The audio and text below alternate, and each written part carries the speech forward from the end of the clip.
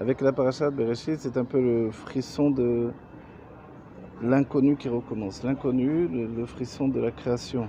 C'est-à-dire que tous on est pris un peu de ce vin qui nous enivre face à une réalité autre, c'est-à-dire avant la création, qu'est-ce qu'il y avait?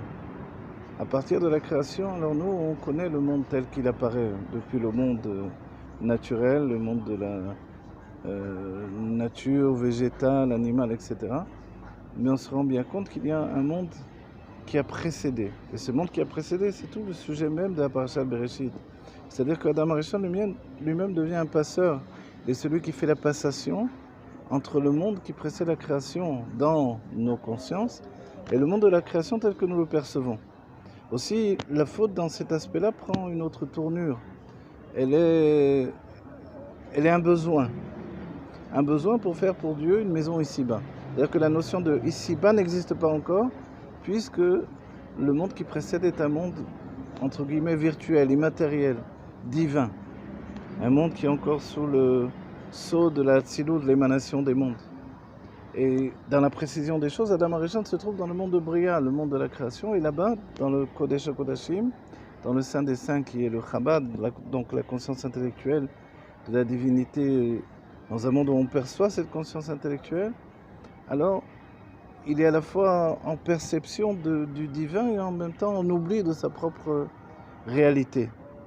Et l'idée du fruit, c'est justement d'intégrer ces notions de bien et de mal. Le bien, c'est la non-existence, c'est-à-dire le fait d'être englobé dans la divinité d'avant la création, et le mal devient la création en part entière.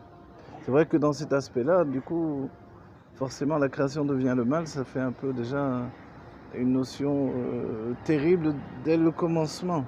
On est a priori dans un monde qui est en difficulté parce que sa source est mauvaise.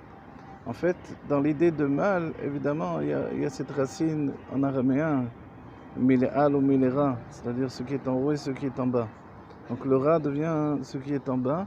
Ce qui est en bas, c'est ce qui était déconnecté de l'existence divine. Il y a le Yesh Eloki, l'existence divine qui est le Yesh absolu, l'existence absolue. Et puis il y a le Yesh Anivra, l'existence de la créature elle-même, de la création. Et cette existence de la création n'existait pas jusqu'à ce que le premier homme, et c'est bien le nom de Adam Arishon, le premier homme, fasse la passation entre ce monde spirituel et un monde de conscience de la matière. Et c'est là, assez souvent dans mes cours, j'ai précisé le fait que la création, c'est surtout la conscience de la matière, c'est-à-dire la naissance de la conscience, voilà, ou la conscience ou la conscience de l'existence. Dès qu'il y a une existence, c'est en fait une conscience. Et pour se sentir exister, il faut se sentir séparé, c'est-à-dire atteindre un niveau d'individualité que l'on ne possède pas auparavant. Auparavant, on ne possède pas l'individualité parce qu'on est encore englobé dans le divin.